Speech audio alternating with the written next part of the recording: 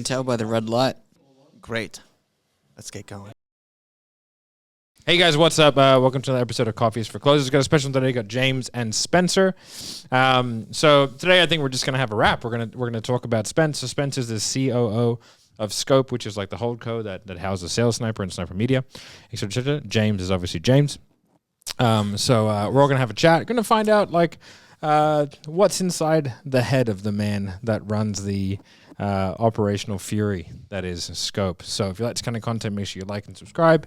Hit notification bell, all that kind of good stuff, and we will see you after the intro. If you listen to this podcast, you will make your first million within 3 years. I'm going to repeat that. You will make $1 million within 3 years of the first episode you listen to. We don't want pikers. We're not here to save the manatees. We're here to make podcasts. You really want this. You listen and review.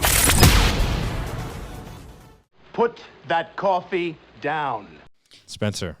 Perhaps you'd like to introduce Spencer with an interesting story. Interesting story. What story is that? I don't know. Just let's do one. Put you on the spot. Oh, so we met Spencer a little while ago. And so for context, people who don't know, we'll put the podcast where I shitmouth Spencer for 30 straight minutes up here somewhere. But so Spencer is kind of a systems guru. And that goes back to things outside of business, which I really want to get into because it's going to be a fun conversation. But we met Spencer because we needed stuff done at Sales Sniper because fast-growing company and just all the kind of rigmarole that goes along with doing that. And then sort of realized that, you know, potentially what we do and what you do works really well together as more of a pairing and a marriage rather than just sort of like an agency-style relationship. So we ended up kind of bringing Spencer into the fold. And I think that just did some good things for you, did some phenomenal things for us. Yeah. In sort of allowing us to systemize the business and sort of someone who could be like an extraordinarily productive stopgap to silly mistakes. Right. And that's kind of what I see as like the relationship and someone who can be like, well, yes, let's do all those things, but wouldn't it be refreshing if we had a plan? Plans are important.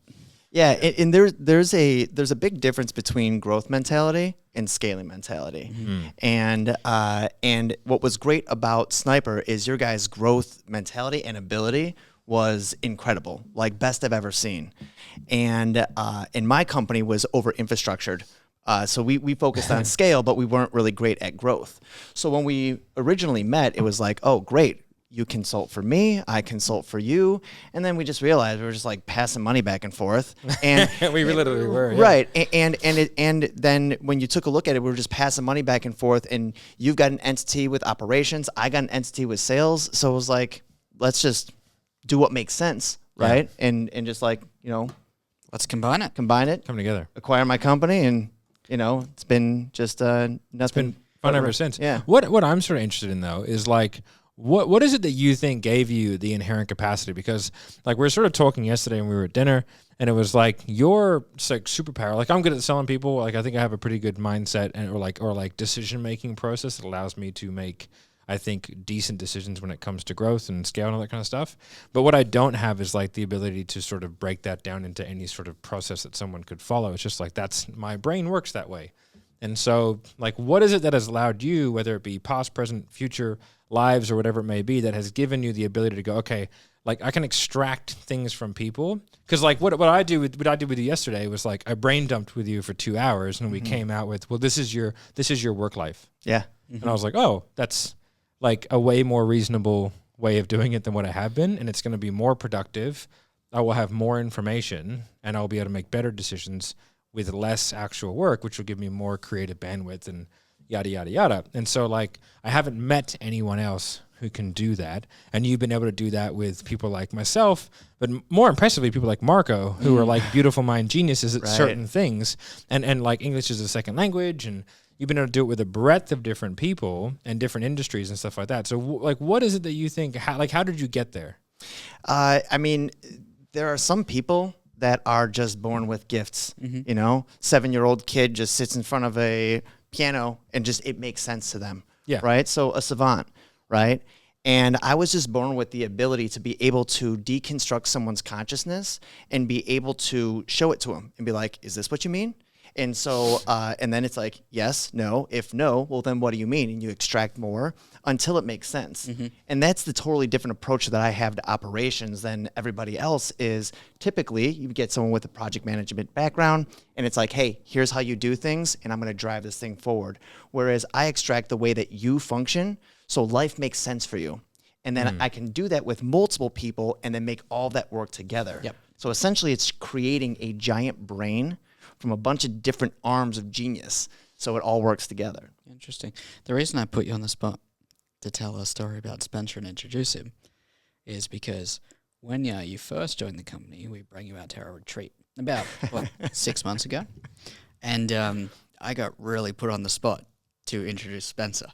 And it turned out it was quite hilarious for everyone It depends on... but Spencer. Right, yeah. It depends on So- what seat you're sitting in.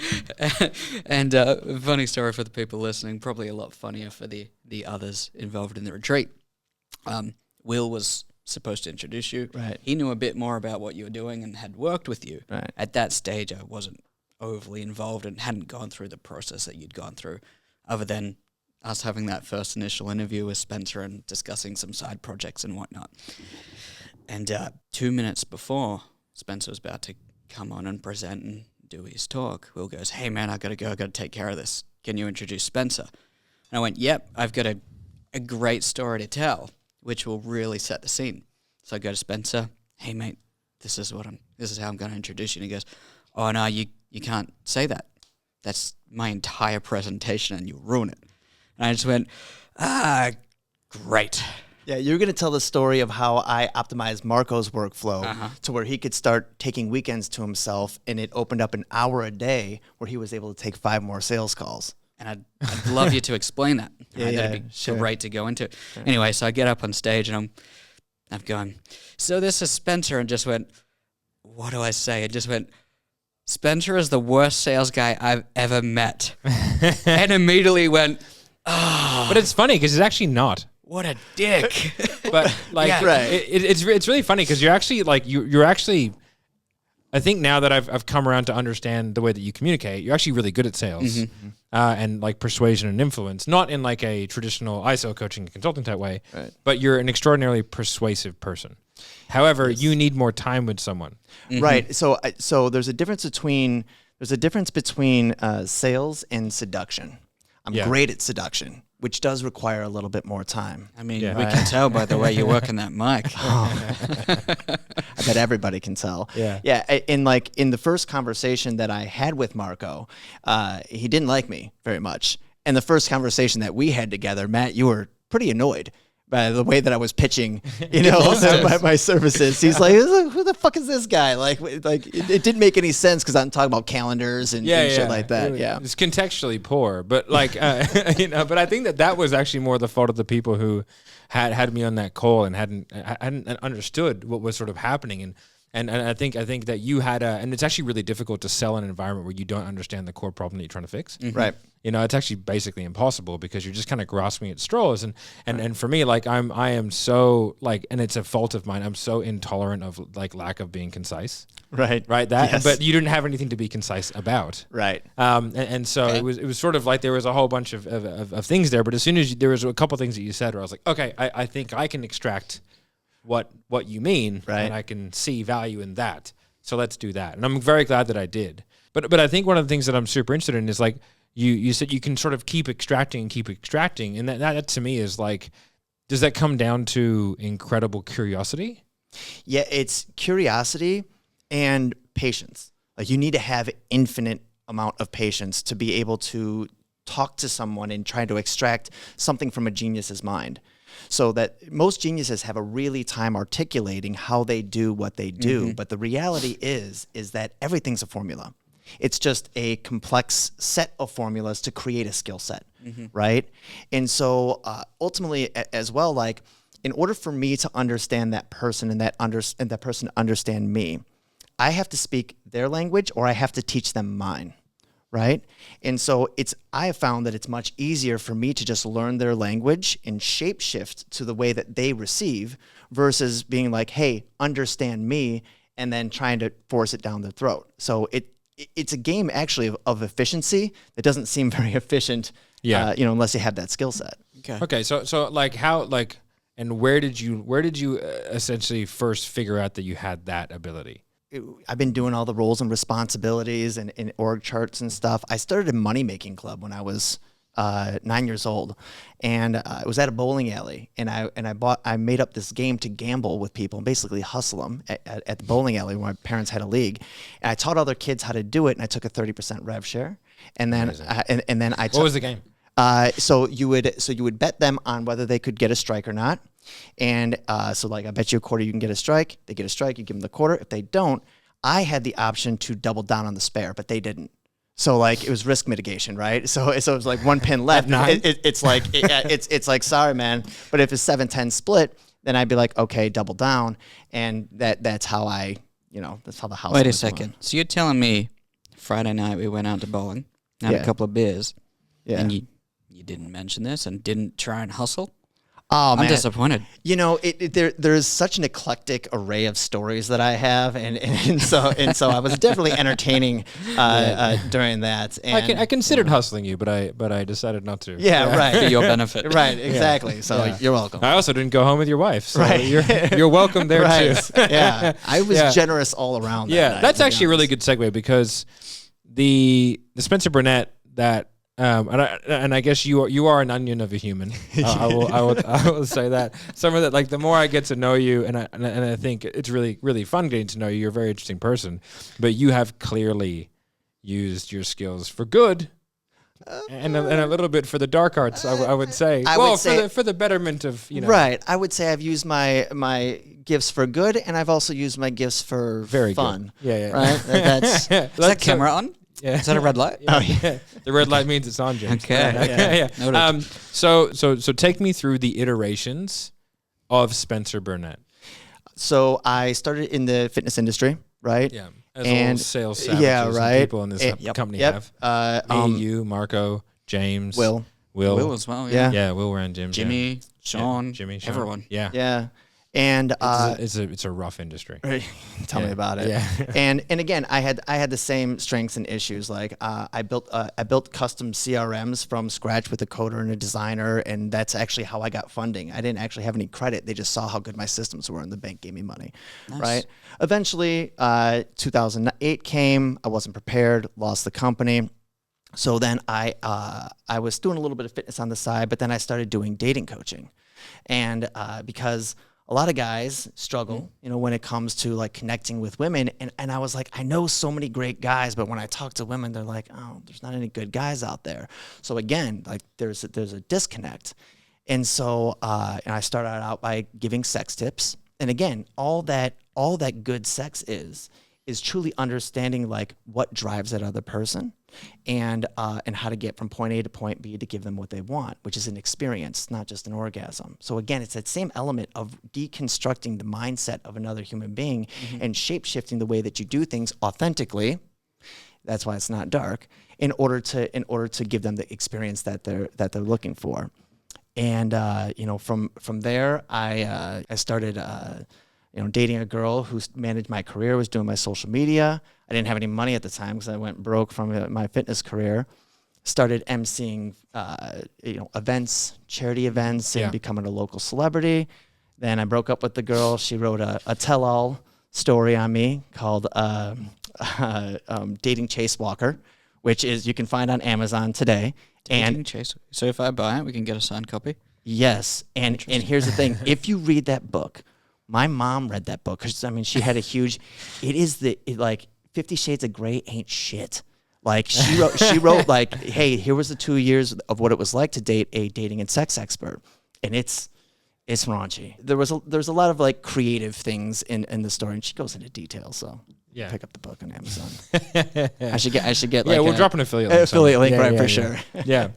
So I think like that's really interesting because the world of sales, persuasion, and influence, like is sort of a world like this is what we do. We sell, we persuade, we influence. Whether it's in the marketing capacity or whether it's in the sales capacity, that's essentially the core functionality of what we do here. And so I think that's probably one of the reasons why, and you can correct me if I'm wrong, like why I think that the partnership and sort of you coming into the fold has sort of worked so well, because like your background, although it's not in sales, it's in persuasion and influence. Yeah. You know, and so I think you probably have a unique perspective and ability to kind of understand, well, okay, I may not be able to do what Marco does in terms of selling a $50K product in 30 minutes to someone. Right. However, you understand the principles and the person that is required to do that on a consistent basis. Like if Marco redirected, he would be good. Oh, killer. And Marco, interestingly enough, he's like, hey man, how much to work with me? And I was like, yo, bro, I'm retired, but like, you can make me an offer, you know? and that's a great example of like my perception of how to do sales is like, be intriguing, be trustworthy, and then like give them a little taste of what you got, and eventually they pitch you. Yep. Because when you pitch them, you're a salesperson. When they pitch you, you're a consultant, and consultants are much more trusted than a salesperson. Okay, so let me sort of break this down, because I want to like turn this into a sales conversation, but like it's coffee is for closers, so yeah, no, but like I think this is a more interesting conversation. So the element of being detached from the sale, like from a more primal version, where does that come from, and what does it do? Being unattached to a sale is a demonstration of a characteristic. And whenever I was teaching, seduction, it was like, never tell them, demonstrate. Don't say it, demonstrate it, because it holds a whole lot more power. You demonstrate it, you can't argue it to be true. What do you mean by that? What do you mean? Can you give me like a tangible? Okay, so if we're talking about seduction, with women, right? Yeah. And she's kind of pushing back against it, and you're like, whatever, like, I got plenty of girls to talk to. That's saying it, right? But if I'm in a conversation with a girl, and I was sharing with Marco how to like work a room, right? Have a conversation, you can start to feel that it starts to die. And so before she can see you out, you're just like, hey, it's been great talking to you. I'm sure I'll see you around. And you see yourself out. I'm demonstrating that I'm not attached to this conversation going anywhere, because I'm going to go create more opportunities. So a person that has, think about it. How much easier is it to make it a sale, with a prospect when you got 6 figures in your bank account versus you got pink slips in the mail of bills you got to pay, right? And so you can, they don't know whether you have 6 figures in the bank account. It's about how you hold yourself, how you carry yourself. And one of the reasons that I wasn't like fantastic at like one call closes is because with operations, it'd be like, hey, what's going on? Oh man, like I can't take even a day off without my company going under. All right, well, what's the problem? Tell me the problem. Here's a solution. And then they're like, well, can I do it next month? And I'd be like, if you want to keep suffering for another month, yeah, sure. Like I'm still eating, so do what you want. It's funny. I think there's actually a phenomenon that when you start to understand something very deeply, it becomes very difficult to sell. Absolutely. And because you just want to diagnose and fix, and that's not selling. Exactly. And I found as I got more into like applying my gift to operations, it became much harder to sell, because I had no patience to, it was so black and white to me. Whereas like, are you suffering? Yes. You want to stop? No. Or like, do you want to stop suffering? Yes. Do you trust me? Yes. Then why would you not buy? Yep. Yeah. And it's like, like Marco's not that good at selling media. Right. He just diagnoses and solves the problem. Right. He just goes like, we're in a call today with a great company that has like a tech wearable, right? It's a software company, like they have tech, like sort of similar to Oura Ring, but way, way better, and much sort of like it has a different functionality. They would be angry if I said Oura Ring, but and Marco, they're sort of looking at us to do their like full sale marketing for them, and Marco was just diagnosing, and I messaged him and I was like, "What are you doing?" He's like, "Well, I'm fixing it." I was like, "You're not here to fix it. You're here to sell it." Yeah. So like, it's different things. Like pulling out problems is different to sort of like presenting to sort of fixing those problems in the short term through just like, hey, well, here's what you do. And that is a way of selling, but you have to be intentional about how you do it. Like there's sort of more like authoritative selling. We've made that mistake a few times where we've been on calls and got to the end hey, we're going to move forward. It's like, no, you solved my problem. I fix it. I'll just go away and do what you told Oh me. yeah, You're like, Right. Oops. yeah. Yeah. Like I that's why I sort of stopped selling the done for you because Can't like help I yourself. just started asking way too many questions. Like I was so like, well, this, and it was like they clearly understood. Whoa, this guy knows what he's talking about. But I was like, and then by the end of it, I'd be like, okay, yeah, we can fix it.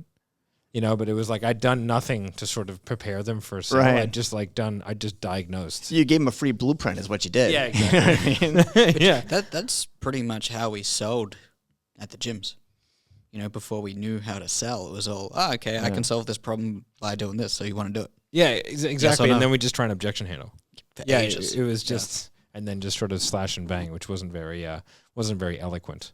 Yeah, if you give me a different offer, like right now, I'm supporting my brother in building a coaching business for FRC training, essentially getting a better communication system with your nervous system to avoid injury. Right, and just like most experts, right, he goes into the detail of solving it, and giving him advice on how to properly sell. I'm like, damn, I'm good at this. But then when it comes into my expertise, like I'm just like, I don't know what else to tell you guys. It's difficult. It's difficult to read the label when you're inside the bottle. You know what I mean? Yeah, and that it's goes also for you everybody. lack a bit of detachment. You know, so 100%. like, and even if you don't want the money, you want to solve the problem. Which I think is like, that's one of the reasons why I stopped selling done for you as well, is because like I wanted to solve that problem, and sometimes it's not worth solving, at least like with our guys and our time and our money. So it's like, I was like, well, I'll pass it off to somebody else, and then they can be detached from the sale, and then they're not like emotionally invested in it. And then it's like, then for a while there, we had like the guys who sell it would like manage it. That was a bad idea too, because then once they sold it, they're emotionally invested in the outcome. Right. You know, so it's like then they won't cut ties early enough. Right. You know? So 100%. you're dancing with that club the whole night that's never going to go home with you. Emotionally invested in that relationship. You've already Right. bought her 10 drinks. There's Yeah. no way you're moving on. Yeah. Well, But that's there's why- the problem. Spencer wouldn't buy him a drink. That's they usually bought me drinks if you play it right. Yeah. But that's the difference between a company that is doing $30,000 to $50,000 a month to a company that's doing $1 million a month. Is it's really everyone becomes such a specialist in what they do. You can get away with being a generalist at $30,000 to $50,000 a month, right? Absolutely. But if you want to get to that $1 million, $2 million, $3 million plus a month, you need specialists. And specialists, typically when you're focusing on one thing, you lose the skills of the other. When Jordan went to go play baseball and came back to basketball, his training regimen totally changed. And something Grover was his trainer's name. Tim Grover, right. He was like, well, Mike, you want to come back? He's like, baseball muscles way different than basketball muscles. So we've got to undo everything that we did. And he came back rusty, even though that he's Jordan, right? And so when you guys gave me the opportunity to be a part of the team, I had to make a choice of do I want to continue to be a somewhat of a generalist? I mean, I had a pretty substantial team, but I was still playing the role of CEO and a lot of the HR stuff and stuff like that. And I was like, wow, I could really just take the thing that I'm super passionate about, that I really know that can help a company that's doing a lot of good in the world and that has good values. And it's just get in my lane and go as fast as I can and be like, hey, how fast can I really go with this? And one of the things you guys said to me was hey, dude, I think you're bored. I think when it came to the system stuff, I was, because I was helping teams of 3 to 5 Solving the same problem over exactly. and over. And so it was become the specialist, so I don't have to worry about being on sales calls. Best decision of my life. Funny you say that, because you've came into the company at a time where you've seen the transition of particularly me and Matt being ultra generalists, and you've almost orchestrated through the roles and responsibilities, turning us into specialists in different specific fields of the company. Tell me a little bit about how and why, even for companies doing smaller amounts, why it's so important to get that, and when they should start to implement more specialist roles to help see them grow. You have to find out what you're the best at. Yep. And you mitigate your weaknesses and you amplify your strengths. And so when it's time to scale, you take the thing that you're the weakest at, and you find someone to do that role, and then you take what you're great at and you double down. And so when I came into Sniper, there's 150 team members. There's 63 different roles in this organization. I don't know if you guys. That's good to know. Yeah, I don't know if you guys knew that. That's a lot. So a lot of people in the organization were playing a generalist role because we grew so fast. 6 months ago, a year ago, that was actually a good strategy. And now that we're scaling, it's like, okay, we've got to find what you're great at. So literally, I have met with every single person in every single role and just did my thing where we have a conversation. I hear the way you think. I see the way that you solve problems. I'm listening to the way that you communicate. And from there, I hear the things that you struggle with, things that you don't, and then I can identify, here's what you're great at, and then here's how that plays a role in this giant machine. What is the thing that's been the hardest about letting go of being the guy, the owner? Because like for me, I couldn't function. Like it's not even an ego thing. It's I couldn't function in that environment. Yeah, you don't like being told what to do at all. It's actually not even that. It's not that I don't like being told what to do. It's I'm very particular about who I will allow to tell me what to do. And it has nothing to do with, it has to do with like, I have to have supreme confidence that they are excellent At what they do. they do. And if I don't, I'm like, I will not, and I will dig my heels in like a 4-year-old.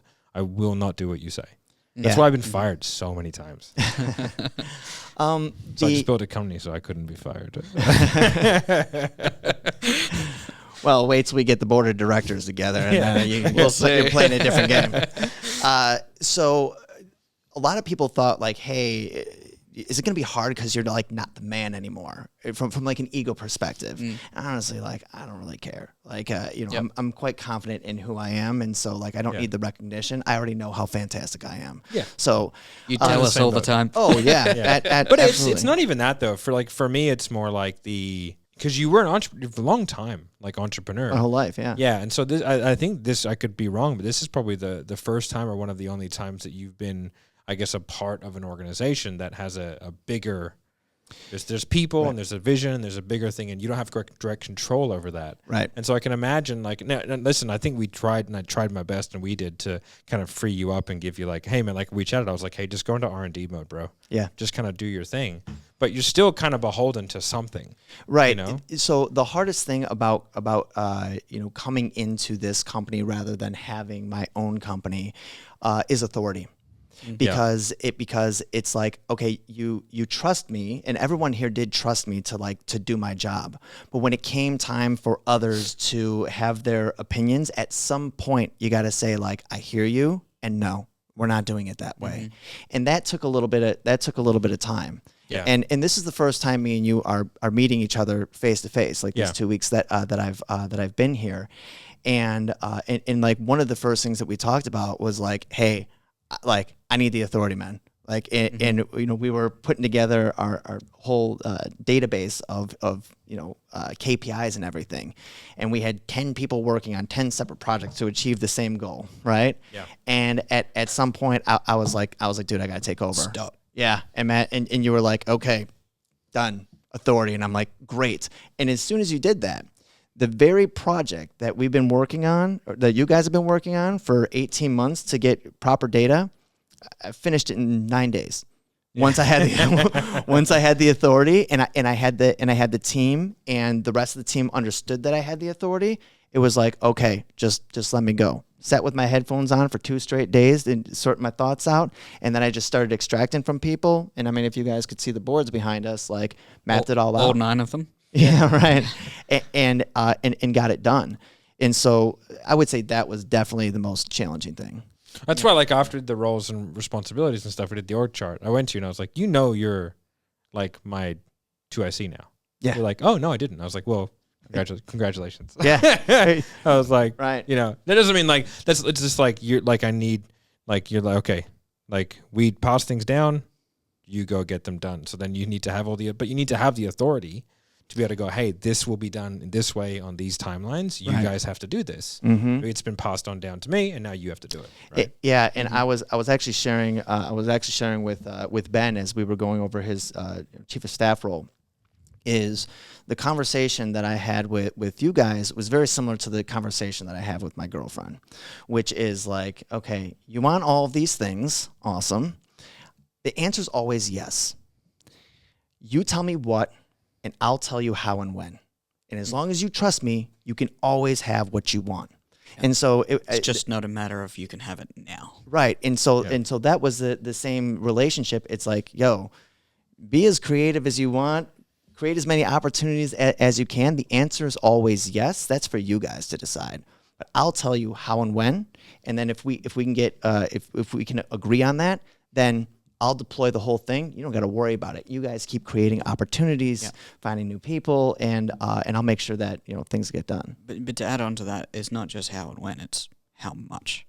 It's like this is what it's going to cost you to implement and do that. Yeah, right. What's required? Yeah. Yeah, resource. Right, resources. Yeah. I think one of the most interesting things has been, and in the process of having you here, which has been amazing, is sort of like besides the fact that you're getting an $8,000 whiteboard installed in your house, but that is a great benefit. This is a great whiteboard. I was like, You're welcome. Like, do you want one? Yeah, right. You can. You just gotta ask for one. Yeah, and you can have it. Yeah. Right. I didn't even have to submit a form. I was just like, "This is nice. You want one?" Yeah. Emily, get Spencer a whiteboard. Give her your address. I was like, "All right. Well, that was easy." Yeah. It's just that's sort of how a decision making. Like I know how much money's in the bank. I'm like, right. $8,000. Is this going to allow you to do your job better? Yeah. Oh, then okay, you can have it. Right. Yeah. And even so, if it makes you happier, just being able to do it on a fancier board, like there's a tangibility to that too, right? Absolutely, yeah. So, but I think like one of the most interesting things has been sort of just like watching the extraction process, and then kind of then seeing you go out and kind of do your thing. And for me, it was like the day to day, and I think going through like from a salesperson's perspective, like when you did it with Marco. Like, what was that process like? Because that dude is like the busiest human being I've ever met. I mean, I have extracted from well over 1,000 people. He's a creature unlike anything I've ever seen. He's an animal, bro. Like, and what's difficult about animals is they act on instinct. Like a dog can't moo like a cow. A dog barks like you can't help it, right? Yeah. And so with Marco, he took pride in his ability to get shit done. Yeah. Right. And so but he also wasn't getting rest. So I'm like, how he needs rest, but he also needs to have that. He also needs to work a bunch in order for him to feel valuable. And so now we've got a math equation, right? What's the red line? Like, what's the right? You know? And so it's like, well, let's talk about efficiencies. So you can get the same amount of work done in less time if you make some adjustments. And so one of those things was batching admin. So as opposed to like doing your admin as you go throughout the day, you inevitably fall behind and then things slip through the cracks. But if you just say, screw it, I'm just going to do my admin at the end of the day, you can stay in flow constantly, right? And to do admin for 10 sales calls, instead of it being 15 minutes for each sales call, you can do it at the end of the day in 30, 45 minutes. And so what we were able, and once he understood that, I showed him how that worked. Also made some adjustments of like expectation management inside of your calendar. If it's going to take you 45 minutes, book an hour, right? Mm-hmm. So you're not behind the gun, right? And once we did that, Marco was able to finally take weekends off, right? And he still takes at least a day and a half off every single week. Mm-hmm. And we were able to open up an additional hour every single day of the week. So now he's getting the rest that's required and can actually have relationships. And the conversation that I had with him was like, hey bro, like I don't want to stop you from working, but I said your decision-making process is going to become horrendous, right? So like sleep is so important. Yeah. And it's what allows you. There's a reason why it's called I want to sleep on it. Right. Because like that is how you problem solve. Like if there is I don't know if you ever played music, right? Yeah. Yeah, but like I play guitar, and so if you're trying to figure something out, and you got like an hour and you can't get it, you do put it away, right. Sleep, come back, and you will be able. It will put the neurons together of how to do that effectively. Yeah. And that's where that expression comes from. And so for me, it was like when I was sort of mentoring Marco, it was just like, dude, like I don't want you to stop and I want you to be as productive as possible, but like you have to put yourself in a position like now you're not dealing with you. Now you're dealing with others. And I was like, if you're gonna fuck other people around if you have a shitty decision making process because you're tired. Yep. Right. Like, and tired is like, I've seen people tired. Like when I was going through all my SF training, we had 4 days, no food, no sleep. And that's just in the training, not including the stuff we did overseas. And like the reason why they do 96 hours with no sleep, where you get worked the whole time, is they're trying to see, because you can't hide that. Right. You're either good in that environment or you're not. And it's like, it's genetic. Yeah. Right. Right. So like for me, when I get super tired, like I am fine. Like I switch over into like a different, like I'm good to go. When I know I can't eat, I don't get hungry. Like when I know I can't sleep, my body just goes, well, this is the situation you're in. Let's just work with it. Right. And so I don't get upset. I don't get emotional, any of that stuff. Neither would Pat, neither would Ben, or any of the guys that pass. But they're guys who like legit like freak out. The moment you get like to the 50, 60 hour mark where you haven't slept, like, and you've been working like a dog the whole time, people's true inner core comes out of them and they can't control it. And it's really interesting. And so like with Marco, like I don't know who he is at that level. You know what I mean? And so like I don't want to find out either, to be perfectly honest. So it's like, but now you're dealing with like other people. And so if your decision making starts to unravel, like you're going to fuck others around. Yep. Right. And I think like that's one of the things that as a company owner, and like what you've been and you are, you know what I mean? It's sort of like all of our decisions affect a lot of people. Yeah. And so like you have to, that space that you require just to kind of sit back and have like, your diary might be empty for a couple hours, but you're not empty. Right. Yeah. Like Exactly. you're like, you know, like I had a conversation with a sales rep today who wanted to leave, sales sniper, and sort of like I understood his frustration. But you know what I mean? And because I've sort of been there and I am well rested and I have the context of a lot of different things, like I was able to kind of extract the decision making process that brought him to that and kind of show him what was actually happening. And then from there, help him make a decision where he decided to stay. Either way, I would have been fine, you know, because like, hey, I just want people to win. I don't really care if it's here or somewhere else. Like that would be unfortunate for us, but hey, man, if that's what makes him happy, that's cool. But being able to like sort of sit back and do that like cohesively and not being emotional, not being tired, not being overworked, or rushed. That's a big reason. Why like that is possible is because like the decision making is like, okay, I can start to extract this and I'm not attached or emotional. And like my father-in-law was the MD at the Bank of New York Mellon, which is like a Bank of New York, like Southern Hemisphere. So a big job. Right. I look at his diary though, it was empty. You know what I mean? And then like I'd see him in the park at like 3 a.m. Sorry, at like a 3 p.m. reading the paper. And I used to think like, oh, he does fuck all. But like now that I sort of run a decent sized company, I was like, no, that was like he had a couple of very large decisions to make, and being in the park was probably more productive for him than being in the office. Yeah. And being interrupted. I found like through my development, I've got to the position where I've understood how much space I need to be able to make the best decisions possible. And we've had many stages where we've been overworked and we've gone, oh, that was a terrible decision, and have rushed into things because of back in the day when we're doing 16-hour days back to back every day, and it builds up. So understanding and building into like calendar workflow management, it's like, well, if you need however many hours a day to sit and think to come to a position where you can make the best decision, you need to schedule that into your workflow. And that's the difference between a growth mentality and a scaling mentality. If you think about it, and you're trying to get someone to drive fast, and they're driving a manual transmission, right? It's like you get the car up to 8,000 RPMs, and then you're like, okay, we need to shift, and it's going to go down to 4,000 RPMs, but you're going to go faster. And they're like, what? More RPMs means faster. It's like, well, yeah, but when you shift gears, like we have higher leverage. So now, and then we ramp it up, and then we gear it down. And so that's why in the conversations that we had in like your next development of being a CEO, it was like, how do we get you out of as many meetings as possible? When you're in a growth phase, maybe the first 6 months of the organization, it's like book the calendar, right? Just get me in front of as many people as I can, it's which is necessary. Absolutely, right? For a period of time. Exactly. Get it up to 8,000 RPMs, but now you got to shift into different gears because you're higher leveraged, and that second gear has a higher leverage gear ratio. And so you slow down and then you speed it up again. And then when we get to that next level, we have another conversation, reevaluate your workflow, and like where is your mind space most valuable for what you're accountable for in the organization. It also solves in a different function as well, which when I was having that conversation this morning with that sales rep, I sort of explained to him, I was like, let me ask you a question. Do you think that I'm more removed because I'm like looking to get out of the day to day so I can sort of sit back and do less? And I was like, because if you do, that's fine. It's like, well, I've had to do that.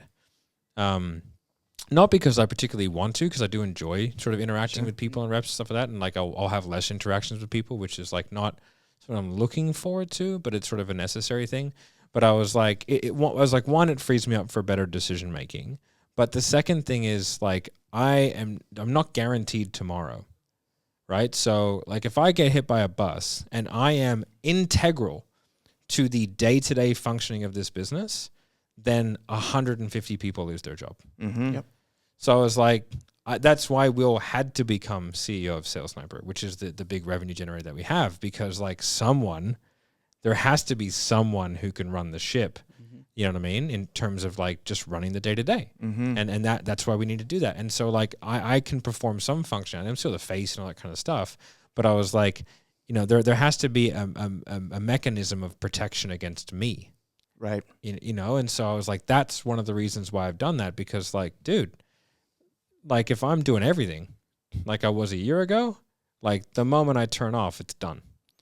Right. Whereas now the machine can keep going. Rolling, yeah. You know what I mean? It's not going to be an easy time, I wouldn't think. But like the longer we do it and the more we sort of put in place, the longer the business has to figure out how the fuck they're going to solve that problem. Right. And that's a real thing that needs to be planned for, because like I've employed my mother, I've employed my father, I've employed Ben, one of my best friends, Pat, one of my best friends, Tor, who's my, daughter's godmother.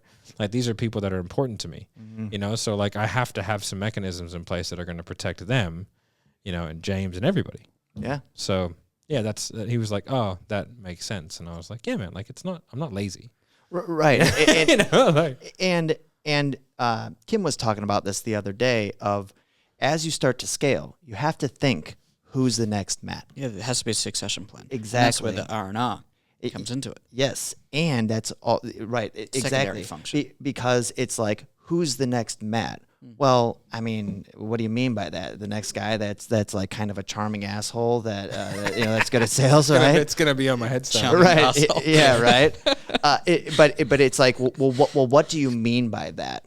Well, here's what I mean by that. And then now you have your roles and responsibilities. What are you accountable for? What are your core competencies? What are you responsible to doing? Now we actually have a plan for a successor. We have we have a visual, an explanation of what it looks like and how it fits in the cog as a cog in the wheel of the machine. And so without that, you can't scale. You're just hiring on talent, and talent eventually dissolves, but infrastructure keeps on going, no matter like who's in there. I love that. I've got two questions for you to finish it off, so we can go eat our food. Yeah. Which is one, what is something that you would love to achieve in this business? Like, what is like a massive box that you want to tick? Massive box. That's what she said. Yeah. So in this business is different than like what I want to get out of being in this business for like my life purpose type stuff, right? Okay. I would like to be how do I put this? I would like to set a new standard of which operations is perceived.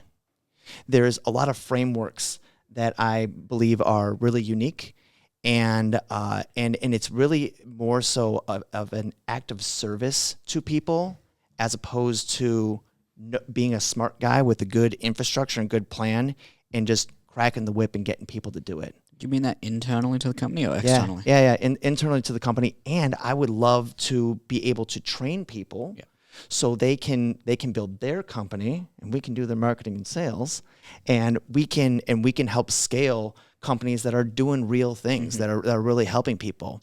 But I don't think that most people look at operations as like an act of service. You're not necessarily the coach, you're the lead blocker, right? And I'd I will do this, but figure out how to create really clear KPIs for operations, which is very difficult because it's kind of intangible. And I believe I can crack the code. I'm sure you can. Yeah. Yeah. I was actually speaking to Kim. Kim's got some good insight and stuff like that. Ooh. Because he was the CMO of Aldemec, and he ran Yamaha, and he ran Smirnoff. Yeah. And he's done like very, very large corporate, and corporate has stuff like that in place. But so I think being able to hear like what is being done, which is the hard part, right? Once you know what is being done, then you can go, oh, well, I can do that better. Right. And that's the way that I learned. Like, I mean, I barely passed high school. I read on a 6th grade level. The way that I learned it is like, find someone who's an incredible genius that has a hard time teaching it, and just answer my questions. Let me observe you and answer questions, and essentially I can take on any skill set, given enough time. Then just conceptualize it into what works for us. Yeah, and then improve it. Yeah. Right. And last question, what do you want to get out of, I guess, this organization personally over the next few years? My real, like, when you break it down, my gift is in deconstructing human consciousness, and happiness is a personal metric that is inhibited by behavior and the ability to like articulate truly what you want, and to get over personal demons and life circumstances. So a lot of the spiritual healing for individuals is really the source of their power. And I really feel like that is really like my greatest gift. I'm much better at that than I told you at dinner. It's like I'm great at operations, then with women, and then the spiritual stuff is like way up here. And so my intention is to take the wealth that we build together in this organization and to build a retreat center in Costa Rica, where not only we can do spiritual healing, but we also can go there to do, sales retreats and marketing retreats, and have companies that have a really great idea but struggle operationally, and bring them in for 2 weeks and just do what we did here, operationally. You know what I mean? We could sell what we did over the last 2 weeks for $500,000. Absolutely. Yeah. And in a place that's like eco-friendly and biodiverse, much like Costa Rica. That's why I live there. It's just such a pure place. Yeah, right. And so that's I've got a vision for that, and then I also have a vision for a new schooling system to teach kids how to learn for the real world. And I actually am starting that this summer. Oh, amazing. So yeah, it's gonna be dope. All right, I want to hear more about that. I have one outside of last this. question, but it's for offline. And that's, what do you need from us to make that happen? So you can think about that over the next few hours. I mean, I can tell you, like, Sure. authority, trust, resources. Easy. That's it. Rat. All right, guys. A little bit more of an outside the box sort of thing, but I think this will be helpful for everybody. And Spencer's an interesting guy. It's fun to listen to. So if you like this kind of stuff, make sure you like, subscribe, hit the notification bell, all that kind of good stuff. And we'll see you on the next one. Thanks, guys. Peace. Put that coffee down. Coffee's for closers only.